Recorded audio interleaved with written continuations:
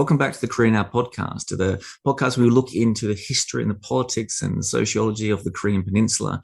And we are in our literature series at the moment, which is fast coming to an end because summer is almost coming to an end as well. And that is why today's guest is so important that we got in at this moment. This is Chizuko Allen of the University of Hawai'i. Chizuko, welcome to the podcast. Oh, thank you. It really Thank you for having me. Oh, no, it really is my pleasure. There's such interesting research and such fun research to read through. I haven't read history written this well for a long time. So let's just jump into it and we'll build the story up. So we're going to be talking today about Choe Nam-son. So perhaps we should start with his very early life. What was his family like? What was the family situation he was born into? Okay, so Choe Nam-son was born in 1890 in Seoul, Korea. So he was the second son of the Choe family that was part of the Chungin, the middle people class. The middle people were placed between the aristocrats, Yanban, and commoners. So they were sort of like technocrats in charge of various professions such as medicine, translation, accounting, geography, all of those things. So Choe Nam-son's father was a geographer for the the Choson government. And at the same time, he had a very successful Chinese medicine business. That he inherited from his father. So this was a very wealthy family where he grew up. Choe Nam-son was a second son. He had many siblings, but all of them became well educated. They all went to school, including girls. They received, as much education as they wanted. Also, his father was able to support Choe Nam-son's publication ventures because of his wealth. Okay, so yeah, he had a Chinese medicine business, also got into real estate investment and made enormous amount of money. So Choe Nam-son was very lucky in that respect. Okay, and let's see now. Yeah, so he received traditional education until he was 12 or so. So he went to, the traditional Sodang and studied classical Chinese, Confucian education. And at the same time, he learned Hangul, the Korean alphabet. So he started just reading anything that was available to him in Hangul as well as in classical Chinese. And then when he was about 12 years old, he decided to go to a Japanese language school. So he focused on learning Japanese language, and he pretty much mastered it in just several months.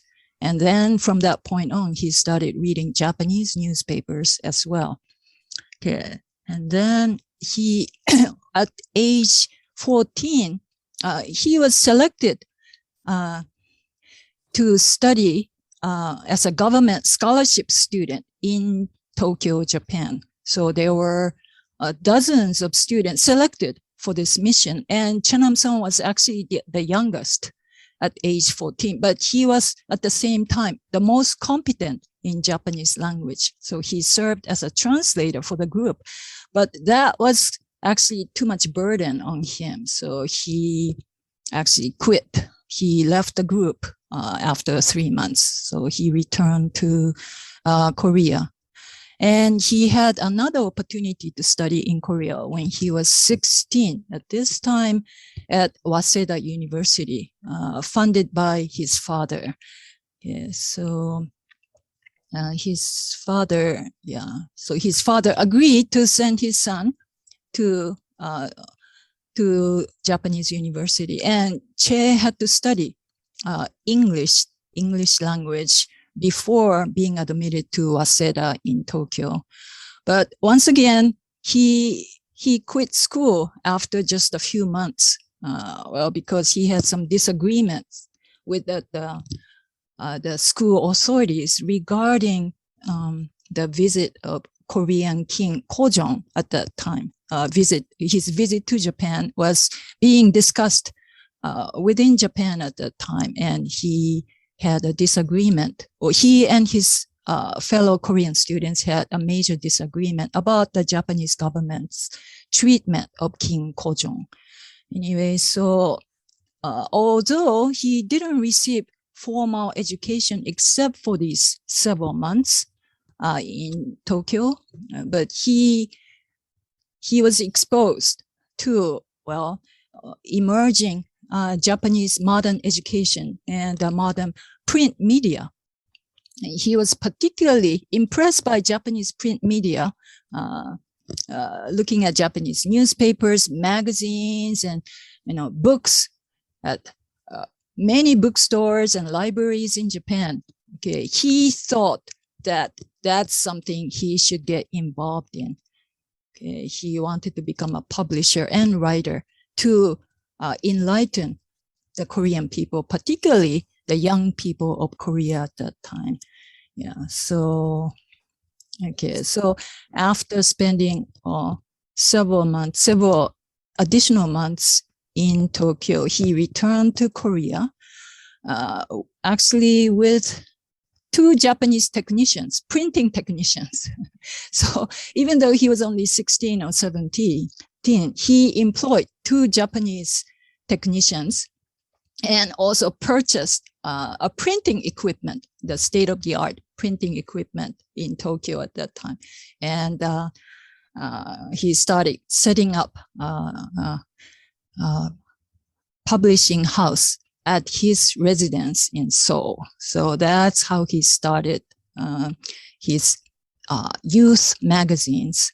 Okay. Well, finally emerging in 1908, November, he was able to publish his first youth magazine, Sonyeon.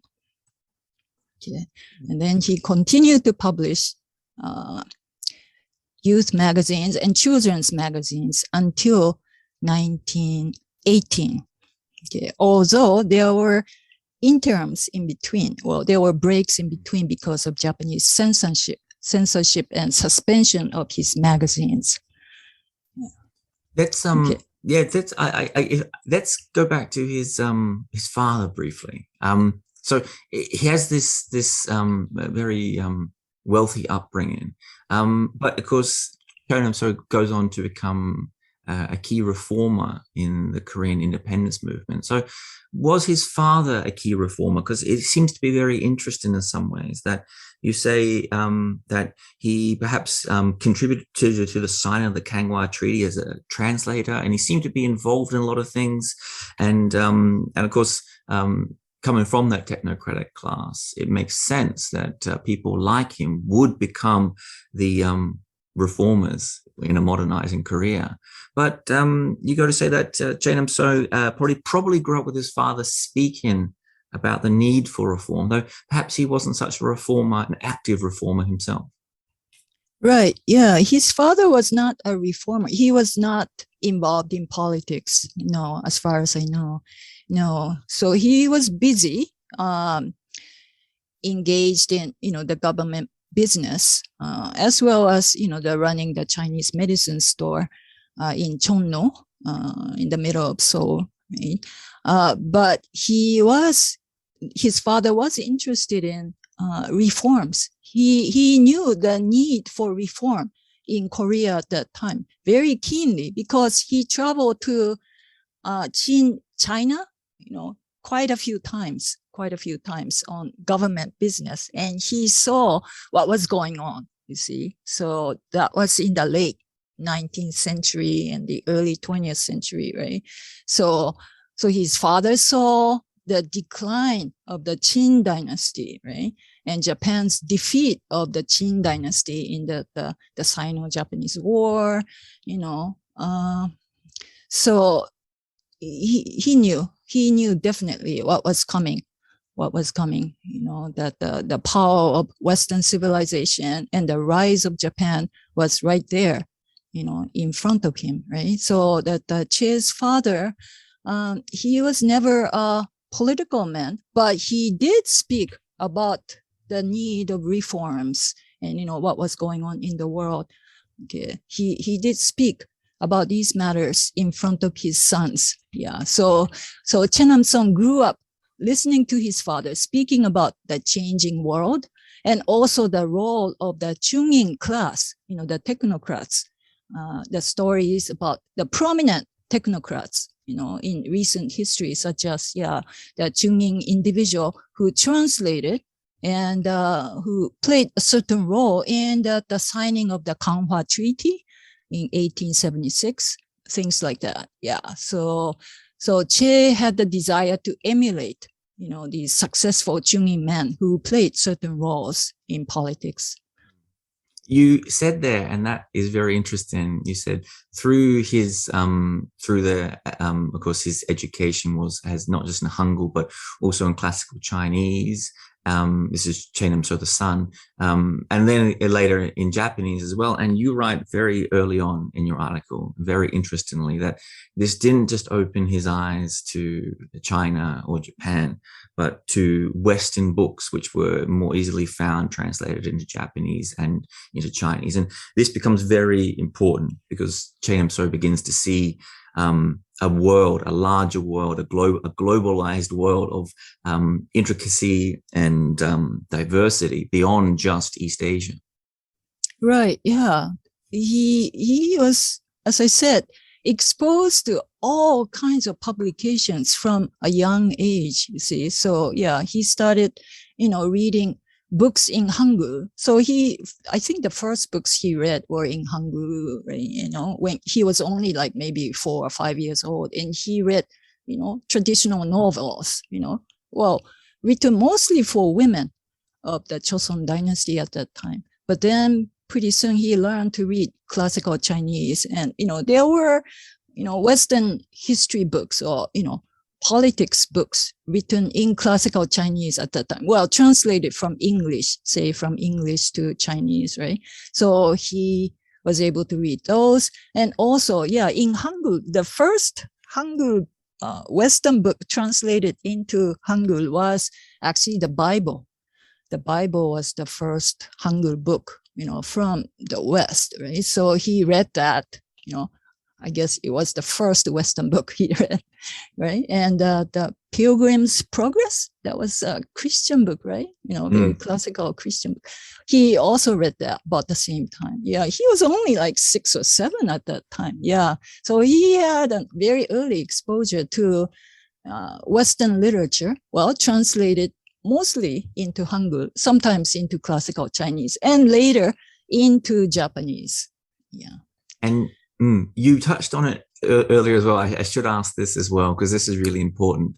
You touched on when he went to Japan, of how impressed he was about Japan and what he saw there. And you write, and this is fascinating because most people would expect this to be the other way around. You write, he was most impressed not by Japan's political or military power, but by its cultural achievements. And that is very important. Right. Yeah. Yeah. Because Choe Nam-son, well, he was a prodigy, right? He was such a talented man. So he could become a politician or he could become a military leader if he wanted, I guess. But that's not what he was interested in. Yeah. He was always interested in culture. He was always interested in writings. Yeah. He was always interested in books, newspapers, magazines. And well, he had a deep insight into things. So yeah, although probably he was impressed by, emerging Japanese, army and, all these institutions, schools, buildings, and all these external things. Yes.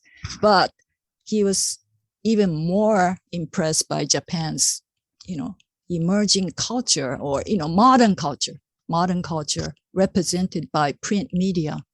He thought that was the strength of civilization, modern civilization, I guess, there's a moment. So let's run forward a few years, and this is so he's in Japan, I believe. This is 1905, and the Japanese protectorate is enforced over Korea, and he writes this essay which he sends into a local newspaper, I believe, or a magazine, and it's never published. But the Japanese authorities get their hands on it, and he's sent to jail for a year, I believe. And so that's a few months, I think. Yeah, for a short time. Yeah, but yes, later, yeah, he spent 2.5 years in prison, but that was in 1919. But yeah, in this early time, yeah, he was in jail for a few months, I guess.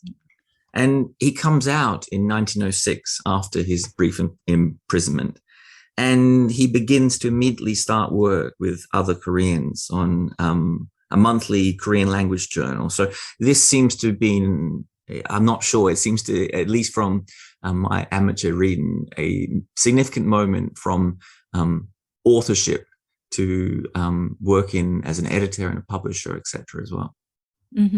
Yeah, so he became a publisher, editor, and writer, all in one, all at the same time. Yes, yeah.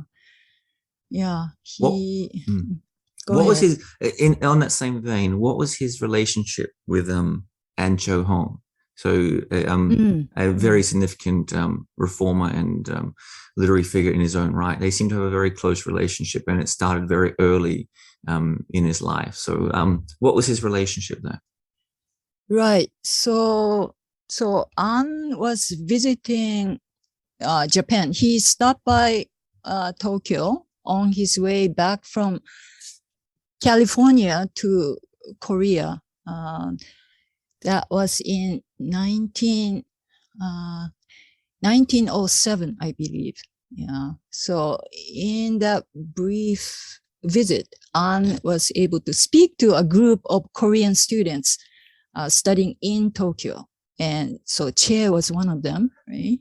So they made a connection there, right at that moment. Yeah. So Choe was impressed by An because An's vision was not about military uprising or political independence movement, not so much, but An wanted to enlighten the Korean people and educate them and maybe raise, industry. That was his vision. Well, basically self-strengthening the nation, making the country strong enough and the people enlightened enough to become independent. That was his vision, right? So Choe was impressed by, the An's talk, his methodology, and decided to go along with it. So when two of them are back in Seoul, Korea, they corresponded again and they worked together. And along with other things, organized a youth association, and Choe played an important role in this youth association under, the leadership of An, right? So although An was the leader, but actually Choe was the one who actually wrote the statement of purpose for the youth organization, and he gave speeches in front of, the young audience, whenever they toured to give lectures, etc. Yeah, so they spent significant time together, during the Choe Nam-son's formative years. Yeah. And let's go, you mentioned it briefly before, so let's go to his first magazine. He returns to Korea. As you said, he brings across 2 Japanese printing technicians with him. He has his father's financial support. I believe he has some administrative help from his brother as well. And he starts a publishing house. So let's go into those details and tell us about that. Okay. Yeah. So the publishing house was called Shinmun-gwan, the House of New Culture, right? Very appropriate name. And so Choe knew that he needed support, although he was willing to play the multiple roles of, publisher, editor, and writer, but he needed administrative help. So he asked his older brother. So he had one older brother, one younger brother. So he asked older brother, Chang-son, to be the administrator. administrator. So this brother took the role of president of the company. So even though many ideas and, the directions and, programs came from Choe Nam-son himself, but actually, his older brother helped him in many practical aspects. Yeah. But all the writings, there were some contributing writers, but especially in the first year, Choe pretty much wrote all the articles for the magazine. Why was it a magazine and not a newspaper? Yeah, this is an important point, I think. Yeah, because there were a few newspapers, published in vernacular Korean already. Right? Yeah. Well, the first newspaper was a bilingual newspaper, The Independent, right? Published by, the Soje Pil, Philip Jason in the 1890s, right? But even after that, a few newspapers emerged. Yeah, and Choe Nam-son, I think, grew up reading these newspapers. Yeah, but Choe, I guess, after seeing so many publications in Japan, he thought that the magazine was the way to go. It was the way for the future. That's what he thought. That's my conclusion, I think. Well, just like, today, we rely so much on videos. We enjoy films. We watch a lot of YouTube and, of course, TV. TV has dominated our culture, from the 1950s and 60s, etc. Right? Yeah. But at that time, in the early 20th century, there was no film, no movie, no TV, and not even, I think, radio. Radio was coming into being, well, even a little later.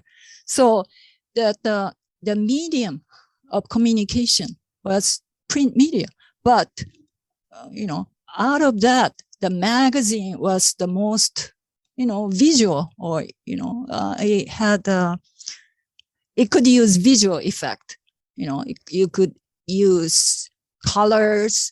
You could use a lot of photos and pictures, and you can attract, that the readers with, colorful covers, etc. And they come out regularly, like once a week, once a month, etc. So you can include up-to-date information, right? Yeah.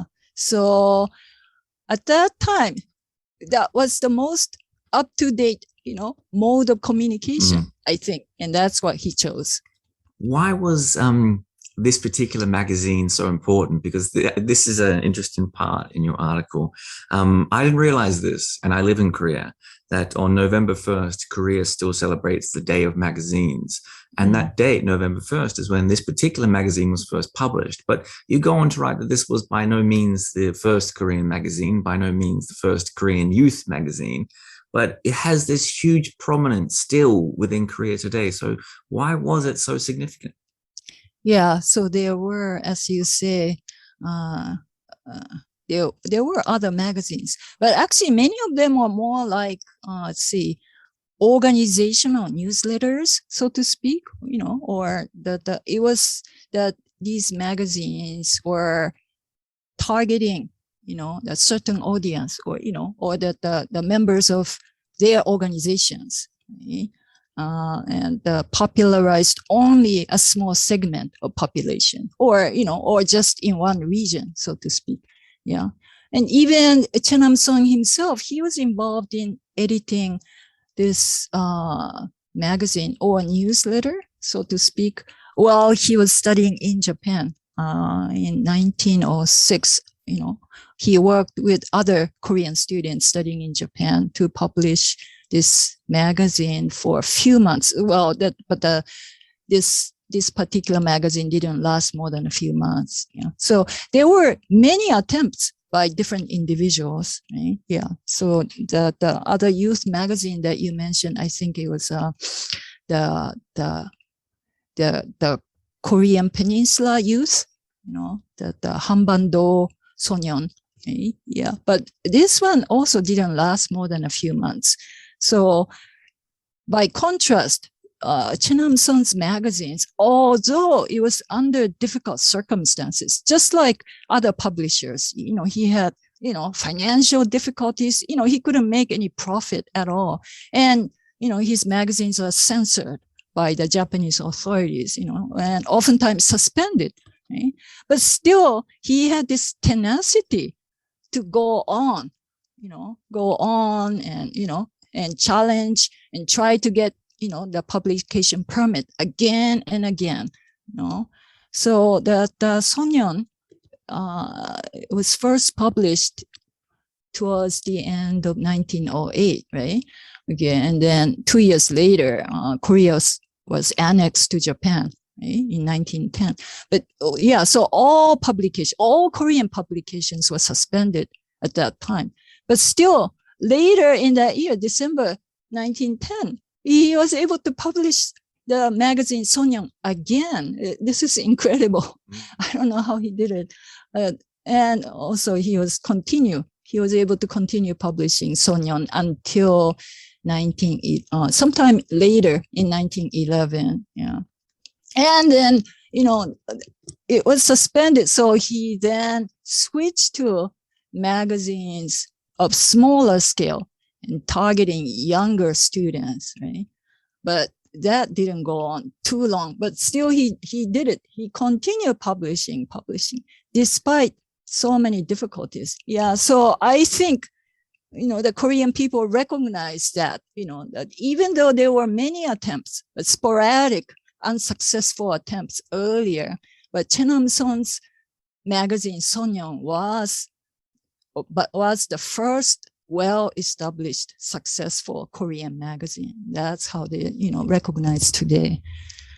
And I must ask this: why the focus on youth? Because he could have produced a magazine focused on anything, but the focus on youth seems very significant, and not as significant, but it seems to start a trend that a lot of organizations since then, people like the independence clubs, pick up this pattern of focusing on the young and the children and the youth of Korea.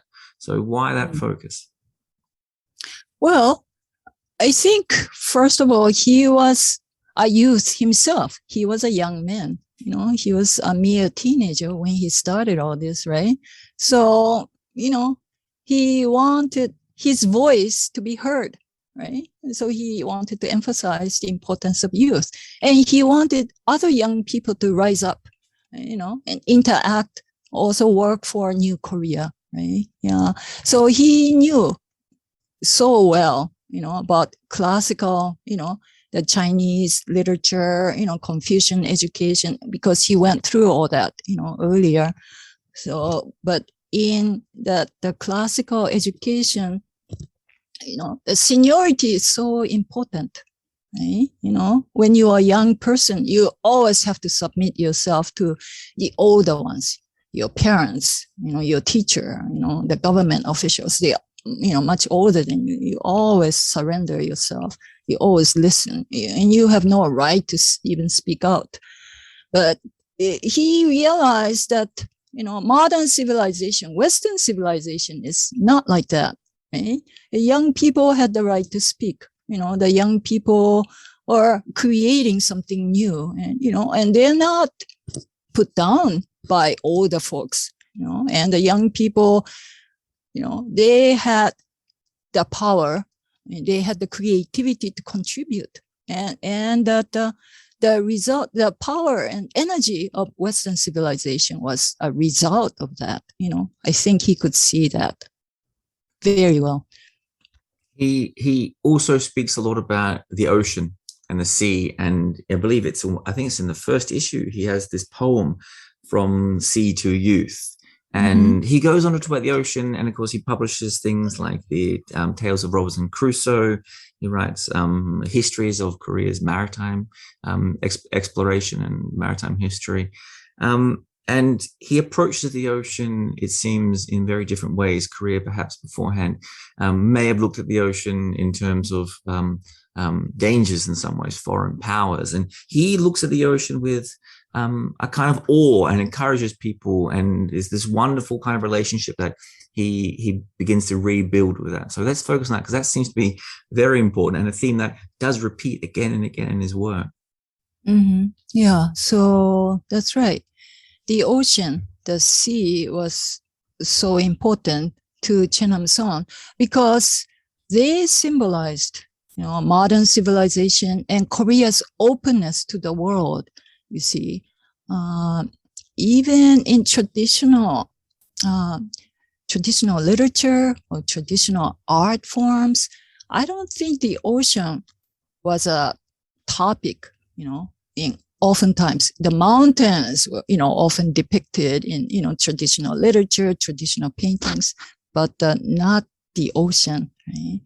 Yeah, but he notices that a lot of Western work, Western literature is about the ocean, or travel through the ocean, circumnavigation. And of course, he knew that, the age of circumnavigation, age of exploration, by Columbus and, all that, that was a big event that pushed Western civilization to go abroad, and ultimately, conquer, many parts of the world, right?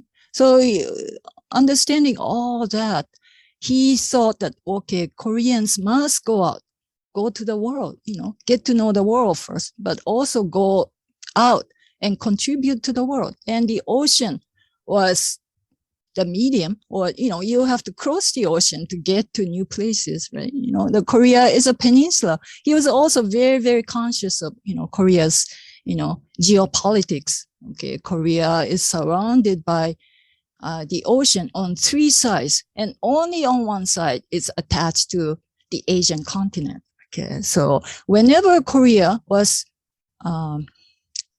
interested in going out, and navigating, and going to new land via the ocean, Korea developed. But whenever Korea was, going inward and, banning traveling abroad, not navigating, long distance, Korea declined. That was what he saw in history. So he really wanted to promote the idea that, okay, the Koreans must go out and go across the sea to new land. Right? Yeah. Okay, maybe there's more, but maybe you can ask more questions. I really hope you're enjoying this episode of the podcast, and I apologize for this interruption, but I'm just going to take this moment to remind our listeners that we've made a conscious decision here in the Korean App Podcast not to run advertising in any way. So if you do enjoy the podcast, and you listen regularly, and you do want it to continue, it is important that you do your best to support us at the links below, or by sharing, liking, or commenting on the podcast across social media. All your help in this regard is invaluable. And now back to the episode. On that same theme, what was the influence of social Darwinism on his writing? Because it does follow from that. It seems that at the time inside Korea, social Darwinism was a trend. A lot of writers quite focused on this idea that the world is made up of the civilized and the uncivilized. There's this hierarchical order, and the Western powers are at the top because they somehow climb this social Darwinistic ladder. And this seems to have some significant impact on Choe's writings. Yeah, social Darwinism, right? Yeah, many people point out the importance of social Darwinism in East Asia around this time, the late 19th century to early 20th century, right? This was the time of course, Western expansion, imperialism, all that. So the social Darwinism gave a good explanation of what was happening in the world, right? Yeah. So you see, well, you have to look at this, the Korea, in a broad perspective.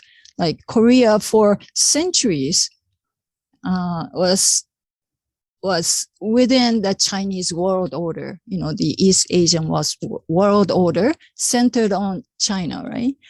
But that world order crumbled, right? After the Opium War, and particularly after the Qing Chinese dynasty's defeat to Japan in the Sino-Japanese War, right? Yeah. So after that, then, it was very clear that the Koreans had to look for new identity. Korea no longer didn't want to belong to, the declining Sino centered world order, or the Confucian world order. You wanted your own place in the new world, but where does it belong? Okay. And what is the Korean nation? Or to understand that, what is the world made of? Okay. So the world Koreans discovered was comprised of competing nation states, and it was the age of, the survival of the fittest. The weak fell prey to the weak. The weak fell prey to the strong, right? Yeah. So the Korea had, so that gave an explanation that, why Korea was suffering so much, why Korea was in crisis. Korea was too weak. And even China is weak compared to the Western powers and the rising Japan, right? Yeah. So the social Darwinism introduced through Chinese philosopher Lian Chi-chao, for instance, gave an enormous impact on Korean intellectuals at that time, because it gave a framework for them to understand what was going on in Korea, around Korea at that time. There's also a really interesting part there on that as well, which I found really interesting in reading your article, that when Che looks at this, he doesn't just see a world of the strong and the weak and victim and victimizer, but he sees this global network. And you write, Korea, you say furthermore, Korea was not a passive victim because it had the power to affect and attract others. And this sounds like a very early explanation or call for the kind of soft power that you see Korea having today. That's right. Yes, it's amazing that he had this vision, well over 100 years ago, right? Yeah. So Korea was in such a weak position, and Korea was, beat up by, Western powers, Japan, also, the Chinese, right? And Korea didn't have anything, and Korea was, economically, in shatters. But he had this vision that the Korea occupies a very significant position, because of its geopolitics and also the cultural achievements in the past. Koreans can give so much, to the world in the future. He had that vision,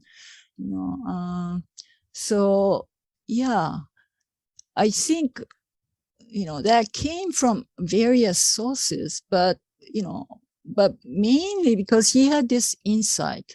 He didn't just look at what was going on at the moment, but he could see the whole history in front of him. And he could even, kind of foresee the future as well.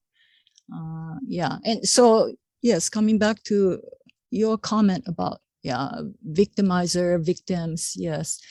Yeah, so that other Korean intellectuals oftentimes, like Shin Che-ho, yes, they had this dichotomous view that, Korea is a victim, or, Korea is beaten up by the outsiders, such as Chinese, Japanese, and others. So, they are enemies. So, Korea versus others. That was their worldview oftentimes. But Choe Nam-son was not like that, because he could see the world as an interconnected whole. The Koreans are connected to, that economically, everybody is connected to each other. Everybody's affecting each other. Even though Koreans didn't seem to have power, but actually Koreans supplied certain things to other countries. So without that, other countries could get in trouble. Koreans have certain power in that sense. Right? Yeah. So yeah, I really admire Choe Nam-son's, insight into that. Let's talk about some of the ways that he tries to build up Korean nationalism and Korean cultural identity.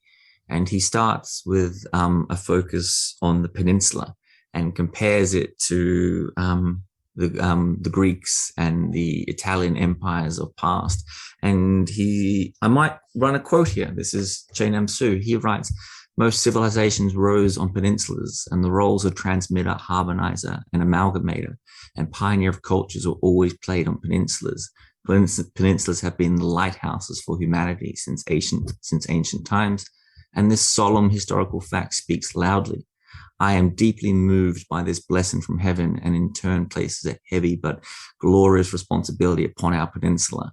So let's talk about that as a first point here of how he's trying to not just talk about the geopolitical significance of this peninsula, of course, but he's deliberately trying to make allusions to great past civilizations as well. Right. Yeah.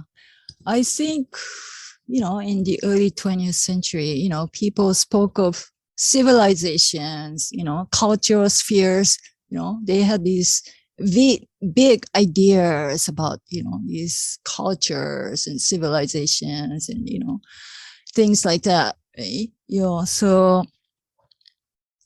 So Choe Nam-son was deeply affected by these, the views proposed mostly by Western scholars, I think.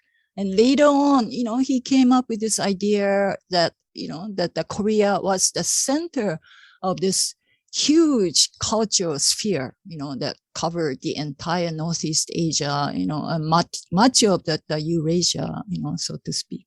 Right? So that idea, actually, the cultural sphere idea came from Western scholars at that time. Yeah. So, I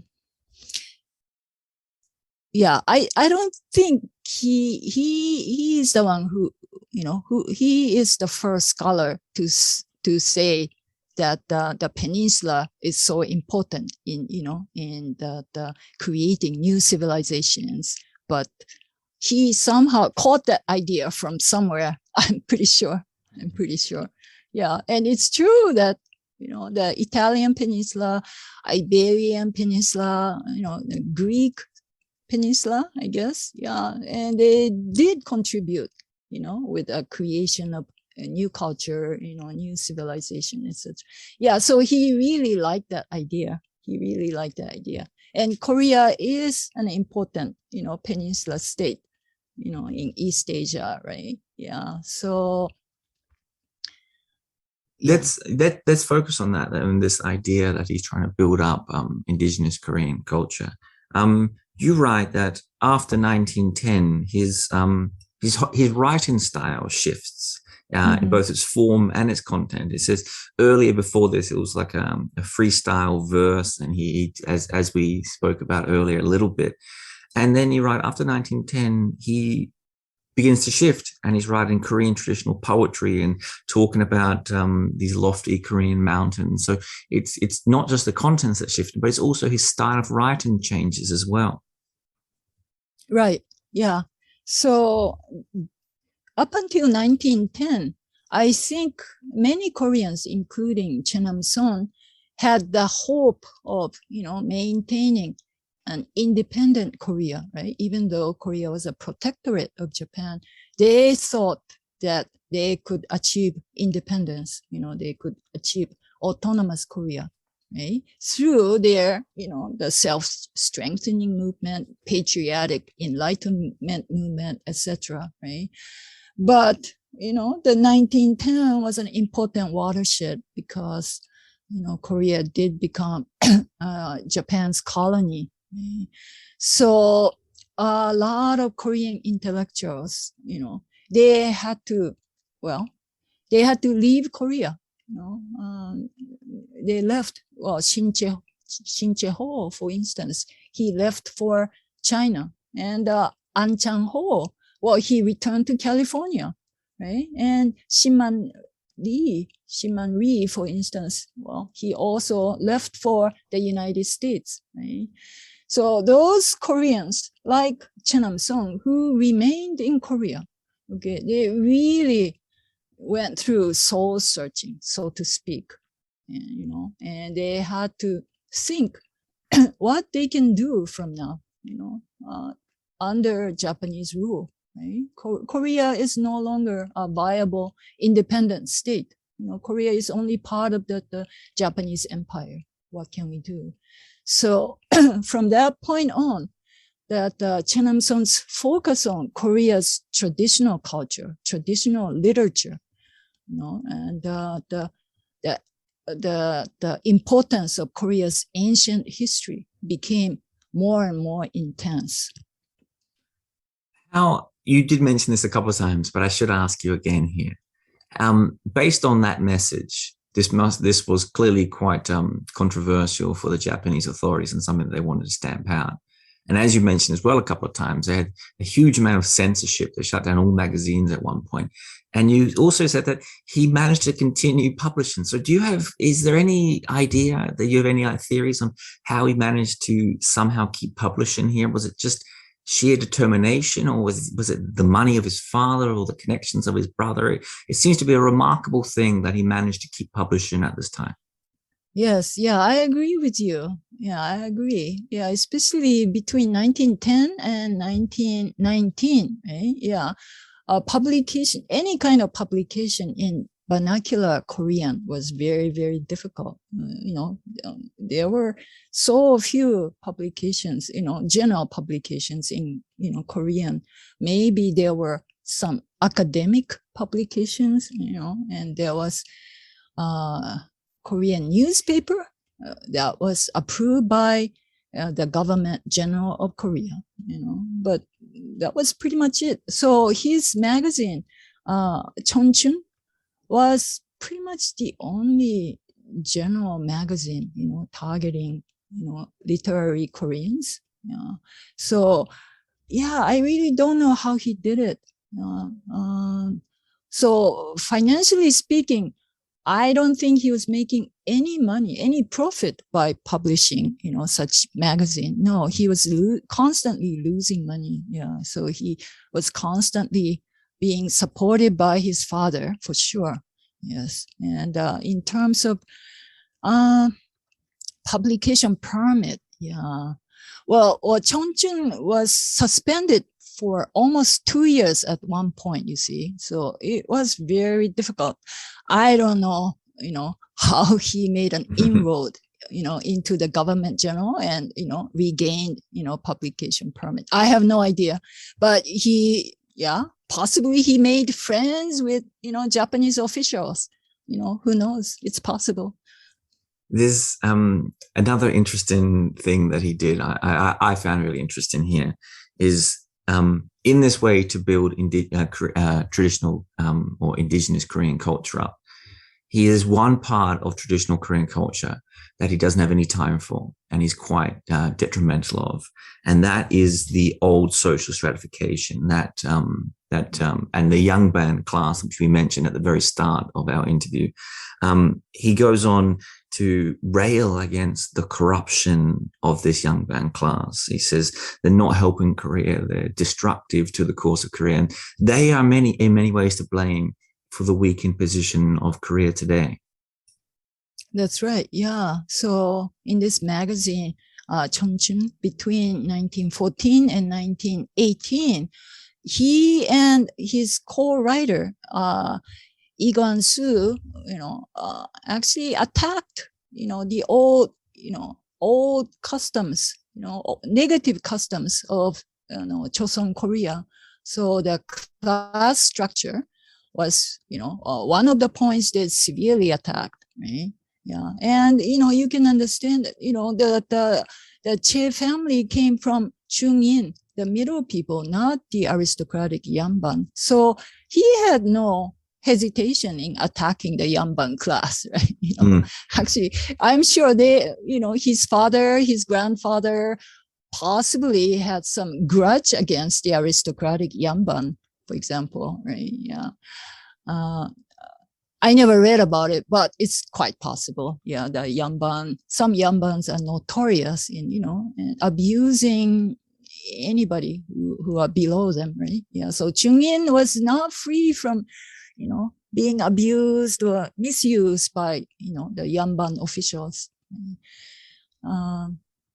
Yeah, other matters, yeah, like the seniority or, the young people's unconditional submission to seniors, that was also attacked too. And the marriage practice, some abuse of women or, early marriages, these practices were attacked as well. There is one aspect of this publishing which is, I think, really significant, and it does come out in your work. And you write that this magazine, for all it was hugely instrumental in standardizing written Korean. Of course, as you mentioned before, this is the time when Japanese authorities are trying to stamp out much of the traditional Korean culture, trying to standardize Japanese language. And this magazine, you write, I'm going to quote here, opening the floodgate for modern Korean literature movement in the colonial period. That's right. Yes. Yeah. So that this magazine, Cheonchun in particular, yes, the Choe Nam-son and his fellow writer, Lee Kwan-soo, who was 2 years younger than Che, yeah, they together wrote, the essays, poems, academic articles. Well, Lee Kwan-soo was mostly, the prose writer. The Choe Nam-son, he experimented various forms, including classical poems and academic articles. But together, they pretty much, pioneered the new prose style for modern Korean language. Right? Yeah. So they built that foundation in the 1910s. And of course, in the 1920s, many people followed suit. Right? Because after 1920, after the March 1st independence movement, the government general changed its policy and allowed so many Korean publications in the 1920s. So therefore, that in the 1920s, 1930s, the modern Korean writing was really established at that time. But, the Choe Nam-son was the one, during the 1910s when very few other people were doing, was pioneered and laid the foundation for modern Korean writing. As a last couple of questions here, I should ask, you just mentioned the March 1919 movement here. So let's get into that, the March 1st movement. What was Che's role, and perhaps the role of his writing and his magazine and his influence on the independence movement in Korea? Yeah, actually, Choe Nam-son was not a very willing participant in the March 1st independence movement. In fact, many of his friends, other intellectuals knowing him, wanted Che to participate, right? But Che hesitated because he said that his calling is scholarship. His calling is scholarship, not politics, he said. So he didn't want to participate in political activities. But his friends continued to persuade him, and they successfully persuaded him to draft the Declaration of Independence. Yeah, so Choe Nam-son is the one who wrote the Declaration of Independence for the March 1st independence movement. Yeah, so it's a great prose. Actually, it's grand. It's very grand, right? He talks about the world's trend and world's movement for, self-determination of all peoples and nations. And Korea can be, a great participant in world cultures, once it's independent, etc., etc. So yes, So in a way, the Declaration of Independence is like a fruit of all his work up until that time. Yeah, it really reflects his worldview, I think. You just mentioned their Korea's place in the globe, and this is something that we should ask a final question on here.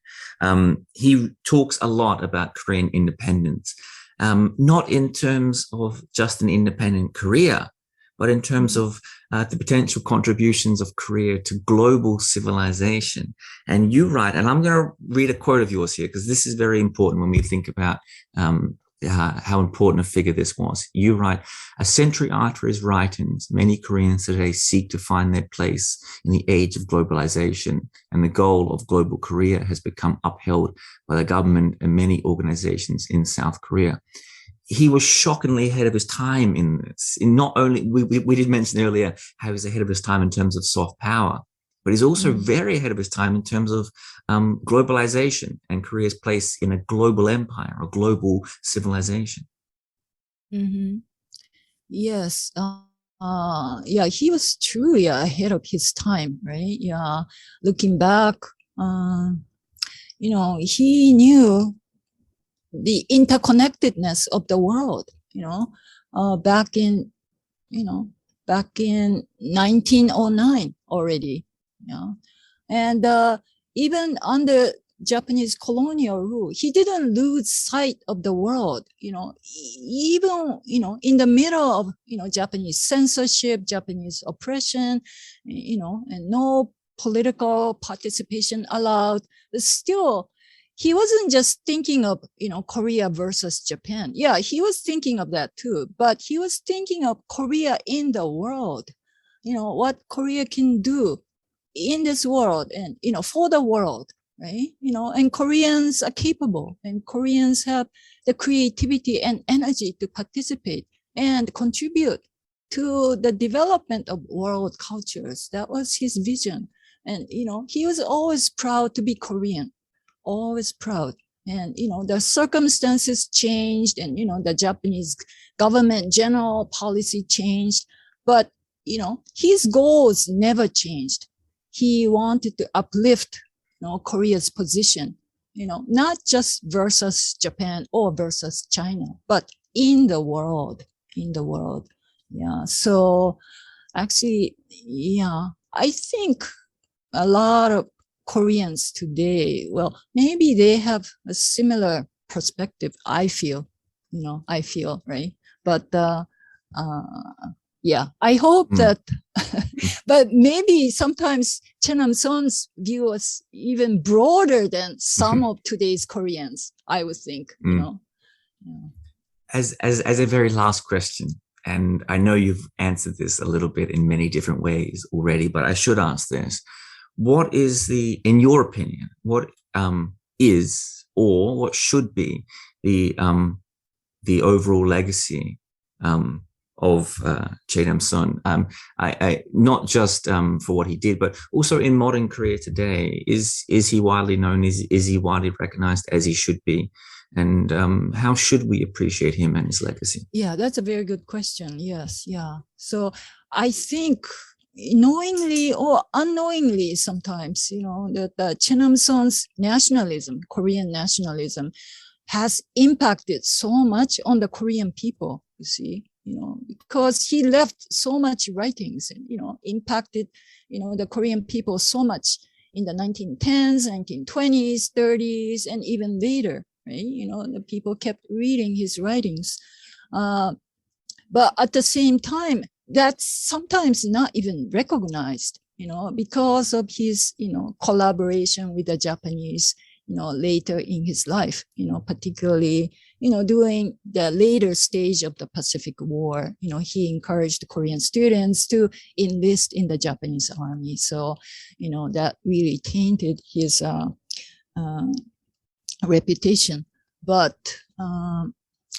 I think more and more Korean people recognize him, and even though, a lot of times they don't recognize the depths of his thinking, the depths of his perspective. But but more and more articles, more studies are, coming out, emerging about Choe Nam-son. Actually, when I started studying about this man, that was in the late 1980s for my PhD dissertation. My advisor at the University of Korea, well, he encouraged me to study this subject. But when I studied in Korea, actually that was Korea University, when I spoke to one professor there, he actually totally denied. And he said, no, why do you study such a man? He was a collaborator. Don't change your subject. Don't do that. Just read my book first, something like that. So there was that trend, in the 80s and 90s.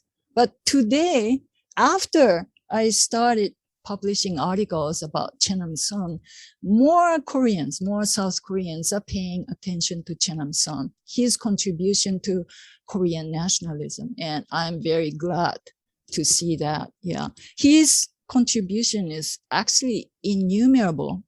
For example, a lot of Koreans think of Tangun, also Mount Paektu, as symbol of the Korean nation.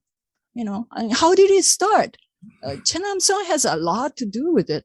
Mount Paektu wasn't always a symbol of the Korean nation. No, but he wrote travelogues, about him going there, and that actually popularized the idea that, Mount Paektu is an important, actually like a creator of Korean civilization. Yeah. Well, that's just an example, but yeah. So that's what I see. That is also a wonderful note to end the podcast on. Of course, the article that I used for research for this, I'm going to link below for anyone that wants to go read it for themselves. There's a lot in there we didn't get to today, so I do encourage people. But I'm also going to make a link below to all of Chizuko's work, where you can go and look and find her books and her articles and keep up to date with her research. I enjoyed reading it myself. It really was a fascinating and wonderfully enjoyable read. And on that as well, Chizuko Allen, thank you so much for your time. It really has been a pleasure. Thank you so much, Jed.